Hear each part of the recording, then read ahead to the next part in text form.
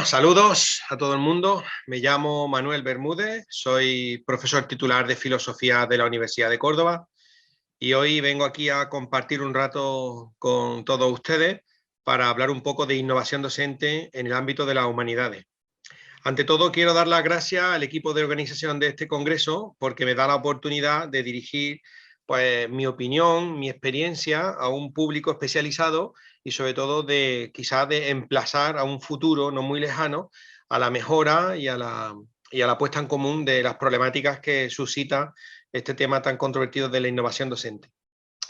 Quiero comenzar diciendo que como profesor de filosofía, claro, puede dar la impresión de que somos una disciplina bastante compleja a la hora de aplicar métodos innovadores. Eso viene siendo así, esa opinión, esa creencia, porque existen muchos foros en los que Platón y el mito de la caverna se sigue explicando a día de hoy como se explicaba en el siglo XIX. Y puede que esto sea en parte verdad, pero también hay que reconocer que hay un montón de profesores, tanto a nivel universitario como a nivel de secundaria y bachillerato, que se esfuerzan por incorporar metodologías novedosas, por incorporar innovaciones docentes en su impartición docente, ¿no? Claro, yo lo que vengo aquí fundamentalmente es a compartir con este público especializado la experiencia de los últimos 8 años, porque llevo desde el año 2013 liderando una serie de proyectos de innovación, proyectos de innovación docente, muy variopintos, que además tienen unos resultados muy diversos. Hay algunos que han sido un éxito y otros que han sido un rotundo fracaso. Y en realidad, pues lo que vengo es a compartir esas cuitas que me han venido persiguiendo en los últimos 8 años. Es verdad que si algo diferencia los proyectos que hemos dirigido nosotros es que, como vengo yo de filosofía, pues sí que tengo un perfil distinto al de otros grupos de innovación docente que están más vinculados a los departamentos de pedagogía que están en las facultades de magisterio o de educación. Bueno, pues quiero comenzar quizá también estableciendo una cuestión fundamental, ¿no? e ir a la raíz del asunto. Y la primera es un cuestionamiento radical del propio concepto de innovación docente. No porque yo vaya aquí a poner en cuestión lo que significa innovación, sino que sí, lo que vengo a poner en cuestión es el hecho de que a día de hoy el concepto se haya convertido poco menos que en una especie de santo laico vinculado a las universidades al que hay que rendir pleitesía, como si lo colocáramos dispuesto en un altar frente al que hay que arrodillarse. Dicho de otro modo, desde mi punto de vista, la innovación es importante, pero no tiene que ser un elemento perennemente presente en nuestra impartición. Y voy a explicar por qué. Porque la innovación es la enemiga del perfeccionamiento. ¿Y esto por qué es así? Pues porque el perfeccionamiento requiere de continuidad con una metodología. Entonces, desde mi punto de vista, ¿cuál debería ser el esquema de funcionamiento básico que debería reinar en nuestras aulas? Pues primero habría que buscar la innovación docente hasta dar con la herramienta adecuada y una vez se da con la herramienta adecuada, insistir en ella para perfeccionarla. No sé si me estoy explicando. Lo digo por propia experiencia. Si en estos 8 años nosotros hemos dirigido al menos media docena de proyectos de innovación docente distintos, pues es imposible que hayamos alcanzado el perfeccionamiento o, entre comillas, esa tan deseada perfección en ninguno de ellos. Entonces, algo que he descubierto yo, quizá ya en este momento de madurez en mi desempeño profesional, es que todo perfeccionamiento requiere de tiempo, requiere de esfuerzo, requiere de insistencia en el asunto. Cuando nos damos cuenta de que la innovación es todo lo contrario. La innovación consiste en incorporar metodologías novedosas, consiste en incorporar formatos nuevos y eso pues dificulta directamente el objetivo último, ¿no? Que sería conseguir un modelo docente repleto de virtudes y que nos saliera lo mejor posible, ¿no?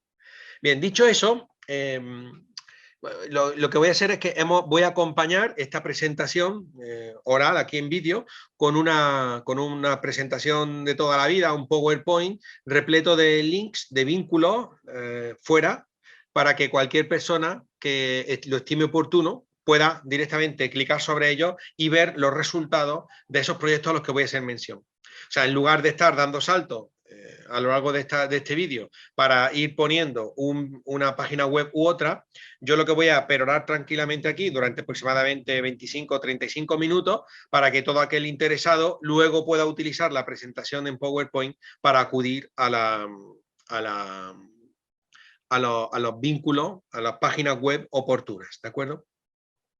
Dicho eso, pues voy a empezar quizá por la experiencia más difícil de innovación docente que nosotros llevamos a cabo aquí en la Universidad de Córdoba, que fue en el año 2013, hace ya 8 años, y lo que hicimos fue crear un curso abierto, un famoso MOOC, ¿no? Multiple Open Online Course.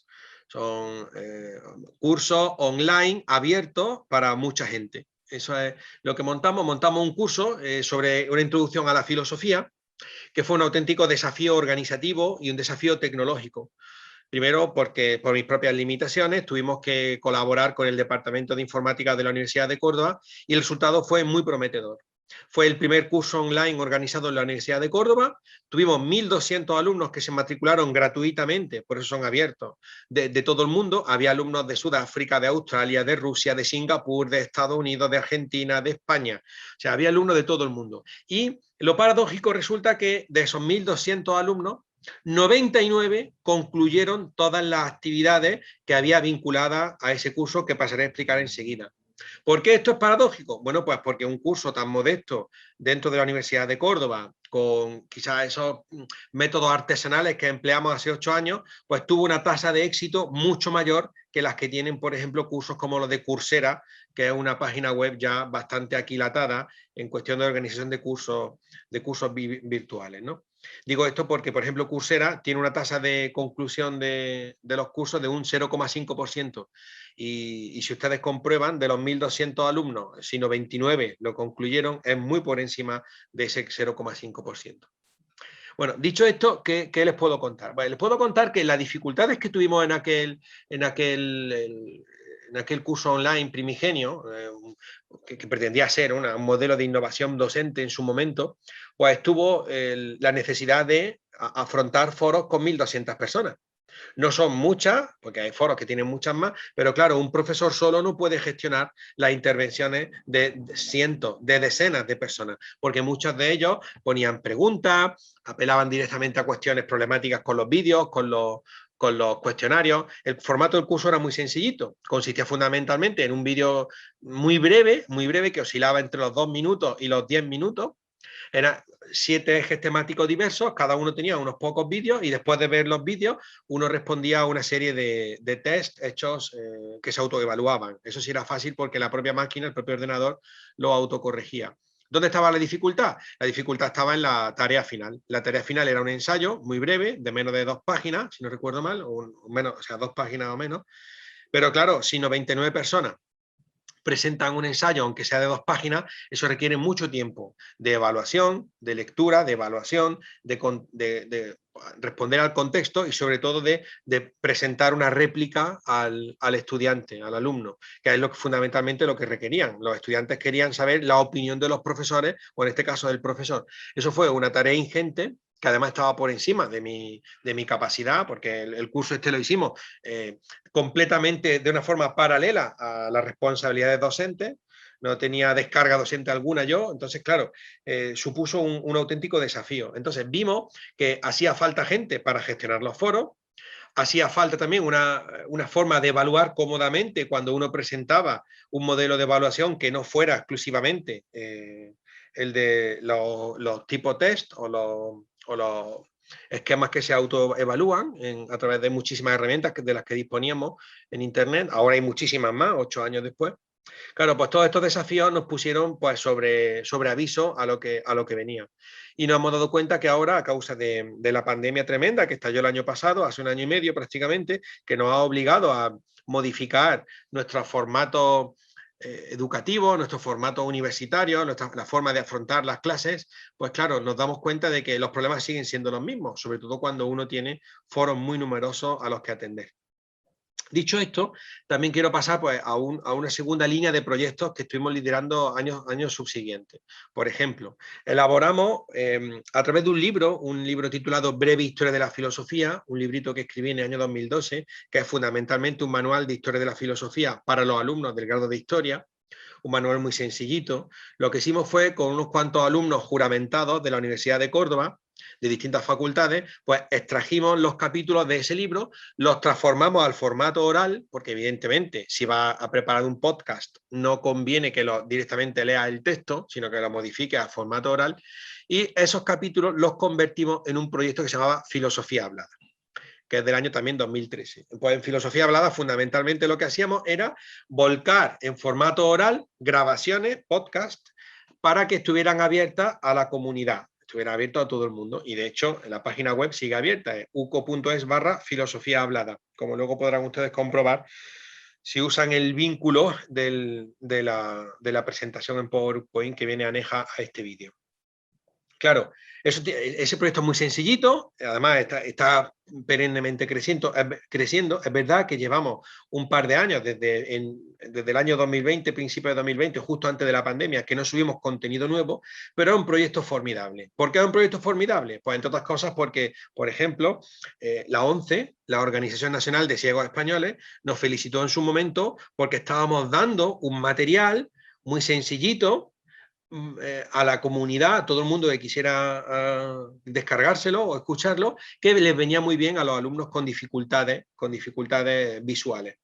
Entonces, en algunas comunidades autónomas, como por ejemplo en Madrid, hubo una utilización extensa para estos alumnos con dificultades visuales de ese material. Pues entonces vimos también que este formato de innovación docente es un formato muy interesante que produjo muchos beneficios. ¿Por qué? Pues porque permitía a un grupo determinado de alumnos acceder a unos contenidos frente a los cuales habrían tenido mayor dificultad. Y ahí sigue el proyecto. Seguimos colgando de vez en cuando podcasts. Por ejemplo, en los últimos años hemos tratado un poco de compensar la falta de mujeres pensadoras en el elenco de autores que se incluyen, y entonces paulatinamente vamos mejorando, ¿no? Es un proyecto pues, que está en progreso, en proceso de mejora, pero que es muy sencillito y produjo muchísimos resultados positivos. De hecho, los contenidos de filosofía hablada se volcaron en la plataforma iTunes University, que están disponibles pues, en todo el mundo para todo aquel que los quiera utilizar. Son contenidos de alta calidad a nivel educativo, o sea que no estamos hablando de discurso superficial, sino que vienen extraídos de un libro académico transformados al formato oral y que están ahí abiertos para todo el que quiera disponer de ellos. Luego también elaboramos una web de pensamiento crítico. Nosotros nos dimos cuenta en los últimos años de que la falta de pensamiento crítico en los diferentes niveles del sistema educativo en España estaba debilitando los mimbres básicos sobre los que se sostiene la democracia. Dicho de otro modo, si tú le detraes la posibilidad de pensar críticamente a gran parte de la población, la haces mucho más vulnerable frente al discurso demagógico y populista que es cada vez más frecuente en nuestro tiempo. Pues nosotros lo que hicimos simplemente fue crear una página web, una cosa la más de artesana también, una página web con contenido de pensamiento crítico, que es probablemente uno de los mayores éxitos de innovación docente que nosotros en el Departamento de Filosofía de la Universidad de Córdoba hemos conseguido. ¿Por qué? Hombre, porque la lista de falacias que ahí reunimos tiene cerca de 1 millón de visitas ya. Y eso, pues no es tan fácil, no es tan fácil. Entonces, paulatinamente vimos que la gente cuando colocaba falacia aparecía cada vez mejor situada, falacia en Google, quiero decir, cuando tú colocabas la entrada falacias en Google para tratar de saber de qué iba el asunto, pues cada vez la página web que nosotros creamos de pensamiento crítico mejoraba su aparición y con ello pues había mayor número de personas de todo el mundo también que entraban a echarle un ojo, ¿no? Otro de los proyectos de innovación docente, que además llevamos también 7 años con él, porque comenzamos en 2014, si no recuerdo mal, o quizá también en 2013, un proyecto tremendo, un proyecto que para mí muy ilusionante, pero que no sabría definir si lo podría considerar como un éxito o como un fracaso. Entonces voy a tratar de describirlo aquí para que la audiencia o el que esté escuchando esto se haga su propia opinión al respecto. Es el proyecto de Filosoqué. Filosoqué es un nombre que le pusimos para que resultara sonoro y simpático y pudiera difundirse por las redes cómodamente.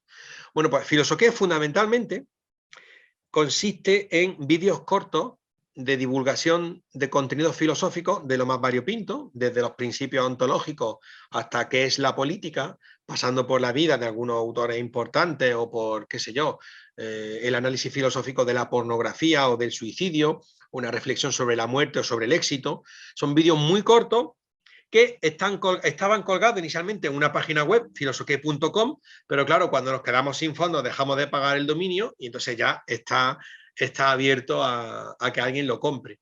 Entonces, esos vídeos nos los llevamos a YouTube, porque como así nos ahorrábamos tener que buscar recursos económicos para sostener la web.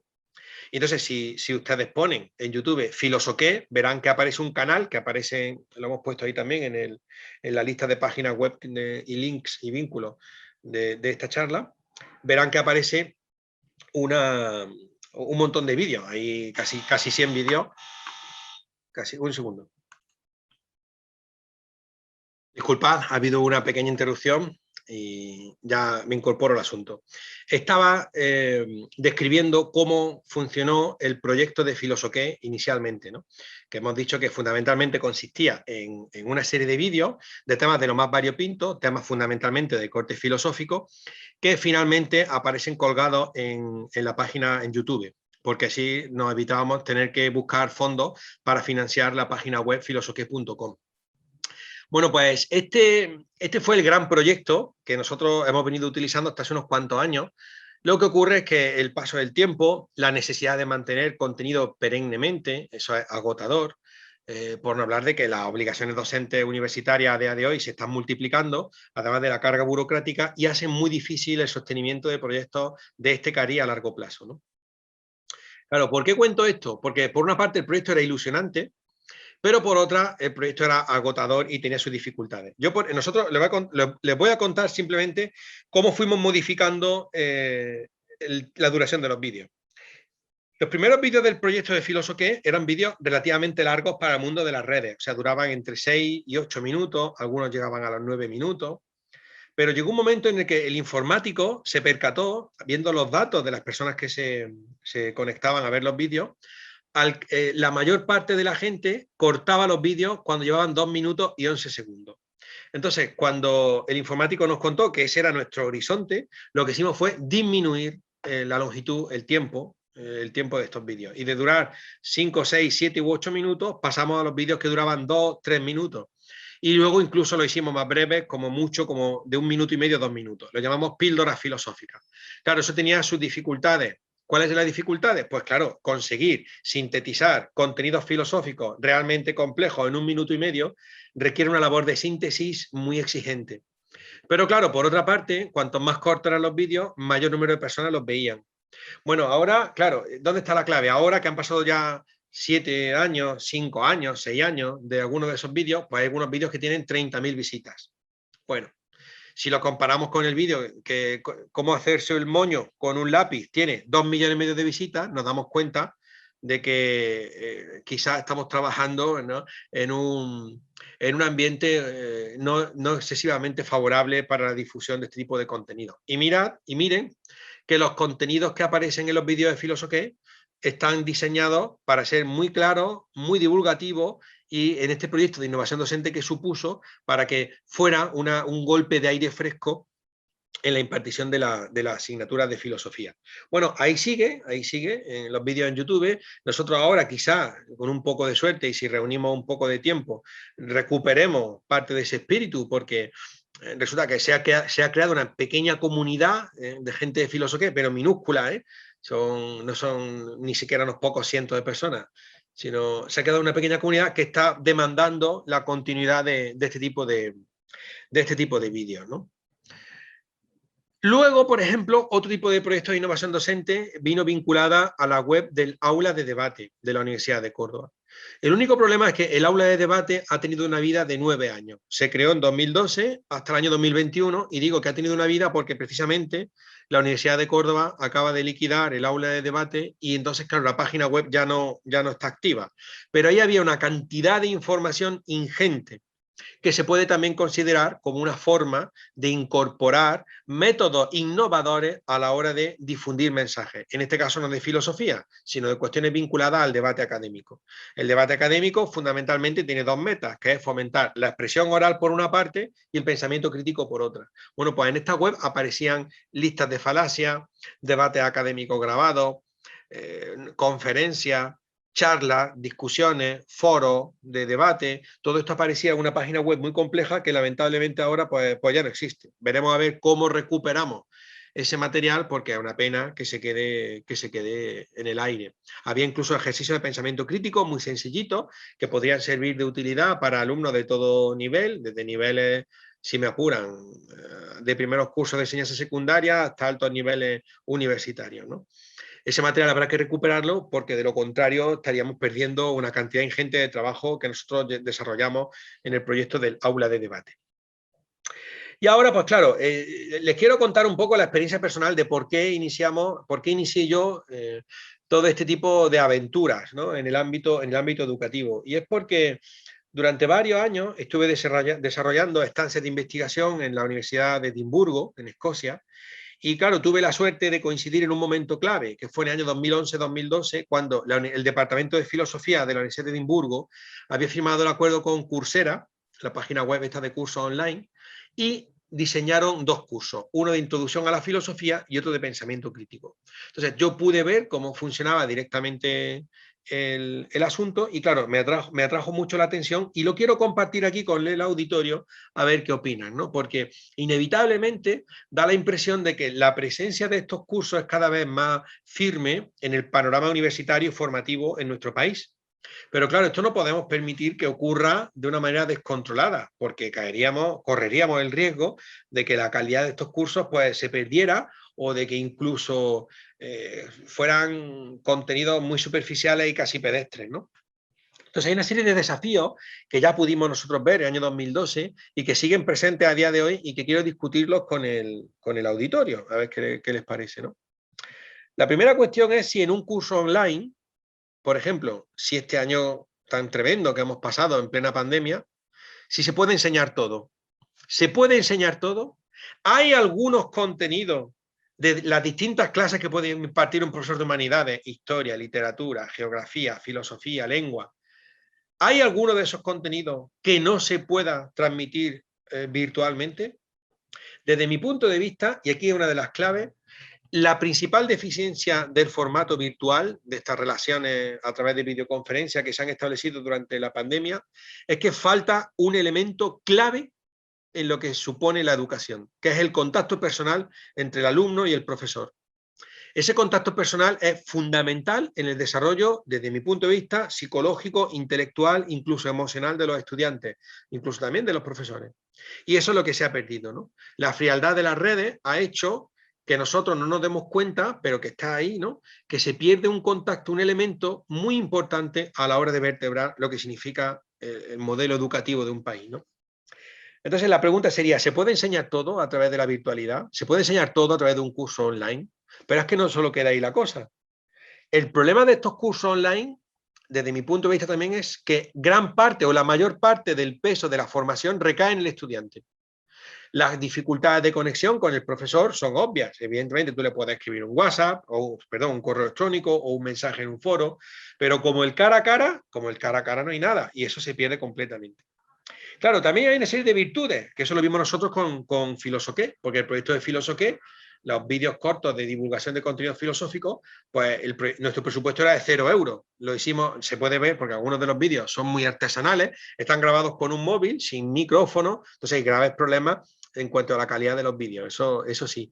Pero claro, la clave está en que en este tipo de proyectos el desembolso inicial es lo único que se pide, porque una vez tú tienes el contenido, por ejemplo, como ocurría con el curso online que organizamos de divulgación de introducción a la filosofía, tú una vez tienes los vídeos, tienes los preparados también, las plataformas donde se van a ver, y tienes también los cuestionarios, en realidad cada año lo puedes ofertar sin coste alguno. Eso también tiene sus virtudes, ¿no? Pero claro, aquí es donde viene la clave, ¿no? Donde están los claroscuros de este formato, ¿no? ¿Dónde quedará la universidad si nosotros vamos sustituyendo paulatinamente la presencialidad y la conexión directa entre el profesor y los alumnos?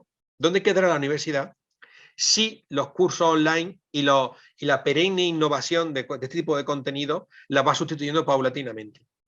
Claro, es una cuestión que conviene reflexionar, o de lo contrario, nosotros mismos, los profesores, vamos a acabar siendo redundantes. Si yo pudiera grabar mi curso de Historia de la Filosofía en primero de grado de Historia, lo pudiera grabar un año y sirviera para el resto de años, pues entonces mi propio puesto quedaría condenado a eso, como dicen en el ámbito del Reino Unido, quedaría redundante. Por eso yo quiero hacer romper una lanza en pro del contacto personal tan importante entre el alumno y los profesores, que me parece fundamental. Luego, otro de los elementos, por ejemplo, se ha visto en la UNED, la Universidad Nacional de Educación a Distancia, pues vio como un terremoto se cernía sobre ella cuando los exámenes no pudieron hacerse presenciales, ¿no? La UNED, que es una universidad de gran calidad, además de gran dificultad, pues, tuvo que habilitar maneras para asegurarse de que los alumnos que hacían los exámenes virtualmente eran esos alumnos, ¿no? Y este es el problema de la certificación, que tiene que ver tanto con la dificultad de la UNED para asegurarse de que los que hacían los exámenes de los contenidos eran los alumnos y no otras personas, como por ejemplo la necesidad de certificar un curso, un MOOC, un curso abierto, por ejemplo.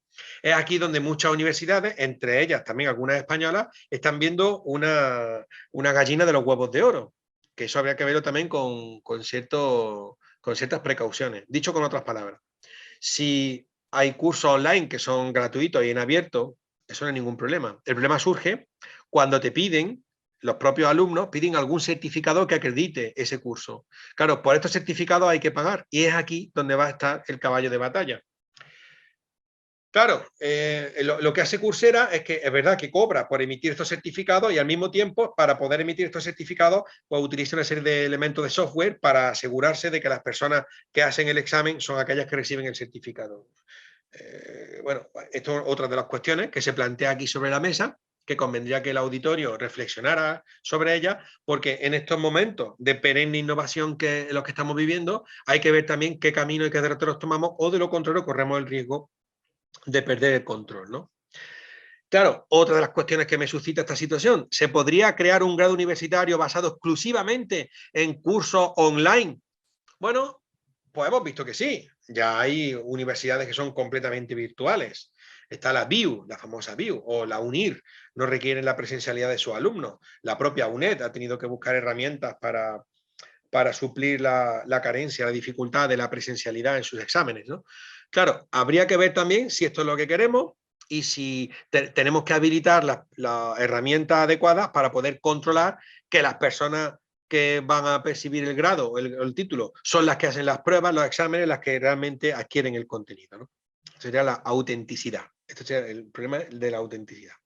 Bueno, ya conviene ir reflexionando un poco, más que reflexionando, conviene ir concluyendo con esta charla, tampoco es cosa de abrumar y aburrir al auditorio. Y sí que me gustaría concluir con unas pocas ideas, aquí aunque sea un poco de una manera desordenada, ¿no?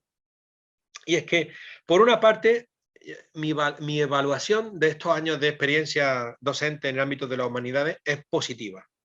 ¿Por qué es positiva? Porque hemos logrado llegar a audiencias, a escenarios que, de lo contrario, si no hubiésemos quedado circunscritos al aula universitaria tradicional, pues no habríamos llegado.